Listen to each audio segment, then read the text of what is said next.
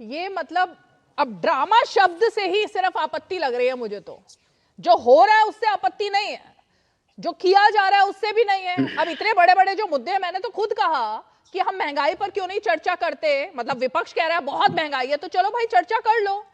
जो मुद्दे यहाँ पर तहसीन पूनावाला उठा रहे हैं, आज के इस मुद्दे पर किसी ने भी चर्चा की मांग की नहीं की, सिर्फ हमलावर ही रहा विपक्ष तो, और फिर अर्जन करवा दिया हाउस।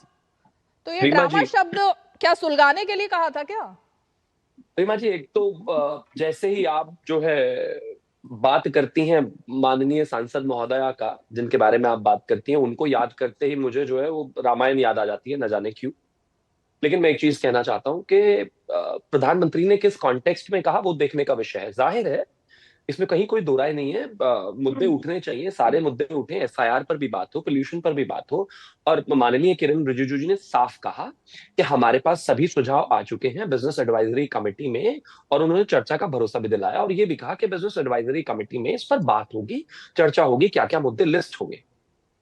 लेकिन आप ये कर क्या रहे हैं भाई? 2.5 लाख रुपए पर मिनट इंटू 6 घंटे भी लगाएं तो 9 करोड़ रुपए डेली का कोई खर्च बात हो रहा पढ़ाई है। है। अगर 9 करोड़ रुपए डेली का खर्च हो रहा है और सब लोग चर्चा चाहते हैं, सब कुछ करते हैं, पहले तो तय कर ले तहसीन पूनावाला जी की पार्टी। कभी तो कहते हैं कि हम सवाल पूछते हैं इलेक्शन कमीशन से, जवाब सरकार देती है। पार्लियामेंट पहुंचते ही कहते हैं कि नहीं नहीं, हमें तो सरकार से जवाब चाहिए, चलिए ले लीजिए। उस पर भरोसा भी आ गया। प्रधानमंत्री जी ने ड्रामे की बात सिर्फ इतना कही कि पिछले कुछ समय से जिस स्थिति में हम लोग आ गए हैं, सिर्फ हंगामे के लिए हंगामा करना है तो उसके लिए पूरा देश पड़ा है।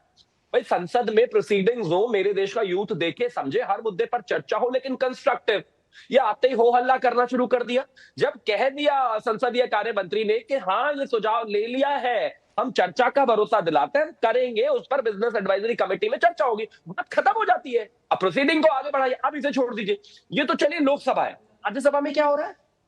आते ही अब जो हमारे चेयरमैन आए हैं उनका, आप मुझे सुन पा रहे हैं रीमा जी? जी जी जी।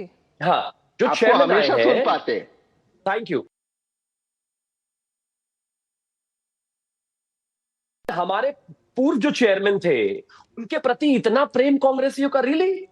मतलब धनखड़ साहब के पास के खिलाफ आप 2 बार अविश्वास प्रस्ताव लेकर आए, आपने उनको क्या क्या नहीं कहा, उनकी मिमिक्री आपने कर दी, मतलब जो कर सकते थे आपने उनके साथ वो किया।